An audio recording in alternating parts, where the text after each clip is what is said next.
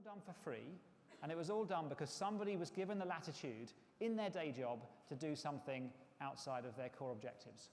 And so give people the chance to innovate and the freedom to experiment. Now, aligned to that has to be embracing learning through failure. If you give people the latitude to do these kind of things, then some of them won't work. And they mustn't fear the consequence of that being too negative. So I love this quote from the founder of IBM. The fastest way to succeed is to double your failure rate. Before showing that quote, if I'd said, hands up if you'd like to double your failure rate, how many hands would go up? How many would go up now? Still a few, not so many. But if you think that every time you fail, you learn something very powerful, all you've got to do is make those failures quick and cheap and painless, and your organization gets smarter and stronger more quickly. So the wonderful thing about this modern, digital, technology-enabled world we live in now is it's very easy and usually very cheap to design an experiment to give us a bunch of data to inform our important decisions. But you need to have the mindset as an organization to go and look for those data points and those experiments. Otherwise, you end up just defaulting to asking senior people for their opinions. In the absence of data, that's how many organizations make decisions. They look to the most experienced person, often the highest paid or most senior person in the room, to decide. And that is absolutely appropriate for matters of big strategy and things that require broad organizational view.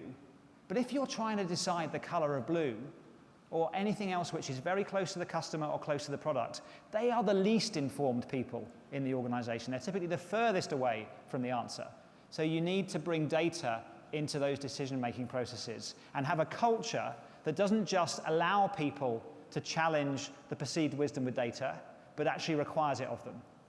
And if you are a person in Google who had information that contradicted a view that was taken by senior management and you didn't speak up, then you are in the bad books. And that should be the culture of all organizations. So it's really very often the case that new digital and technology-driven solutions are better for the customer, but they are lower margin for the provider. As a provider, you have two options. You either try to keep your customer in the high-margin world that you're in today, or you go with them to the newer, lower-margin world of the future. If you think about Blockbuster 10 years ago, what was their business model? What did they make their money on? What did they make their money on? Late fees, exactly. You paid £5 to rent a video for a night, and you bought it back 4 days later and paid another 15 quid. That was their business model. So when Netflix came along with their DVDs by post solution, which you paid £10 a month for, and you got a new one when you sent the old one back, Blockbuster didn't like it because it didn't have the same margin characteristics, even though it was a better consumer experience. So Blockbuster IPO'd in 1999 for $5 billion.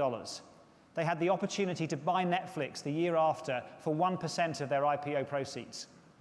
They didn't take it because they didn't like the margin characteristics of the business that they had the opportunity to buy. So when it's inevitable that the world is going to go to a lower margin place, either go there with your customers or somebody else will go there and take your customers. And that's a hard thing to do, but it's an important and it's the only thing to do.